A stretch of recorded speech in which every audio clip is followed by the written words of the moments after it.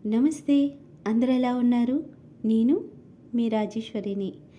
Bus మీద ఎక్కడికి ప్రయాణమని మీరు ఆలోచిస్తున్నారు కదా! మన సింహాచలం కొండపైకి వెళ్ళే అదృష్టం నాకు కలిగింది.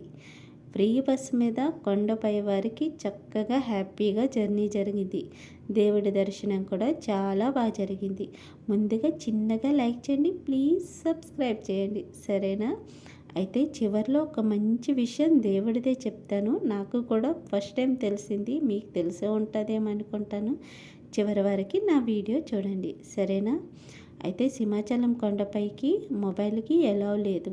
జమ చేయాలంటే కాసేపు ఆలోచించాను, ఎందుకంటే నా మొబైల్కి ఎప్పుడూ లాక్ అయ్యాను అన్నట పరిస్థితి. అయినా దేవుడి మీద భారం పెట్టి మొబైల్ జమ చేసి కొండపైకి వెళ్ళాను.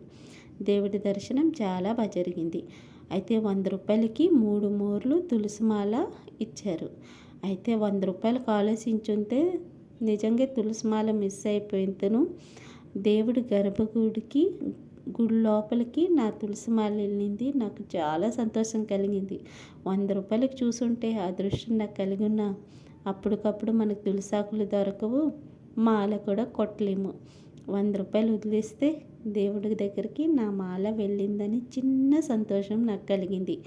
అయితే ఇక్కడ చాలా బాగున్నది దర్శనం, మార్కెట్ మొత్తం. అయితే ఆవిడ మెట్లకి బొట్టు పెడుతుంటే చాలా మనిషి హేళనగా చేస్తారు. అలా ఎలా బొట్లు పెడతారు, ఏం పని లేకపోతే చాలు ఎలా అలా అనుకుంటుంటారు. ఆవిడ సంకల్పం ఎంత నిజమైంది, కాకపోతే ఎంత ఎండలోన ఆవిడ బొట్లు పెడుతుంది. ఒక్కొక్క మెట్టు చాలా విలువైంది దేవుడి దర్శనానికి. అయితే చివరిలో ఒక మంచి విషయం చెప్తానన్నాను కదా, సింహాచలం కొండపైకి వెళ్ళాలని మేము సడన్గా అనుకున్నాం. అయితే బుధవారం సాయంత్రం 6 గంటలకి సింహాచలం దేవుడికి నరసింహ రూపంలో మారిస్తారు. అయితే లక్షవారం సాయంత్రం 6 గంటల వరకు నరసింహ అవతారం ఉంచుతారు.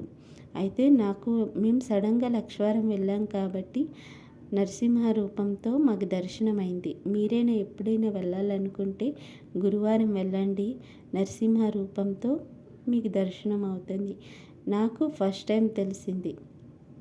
Thank you for watching. Please subscribe.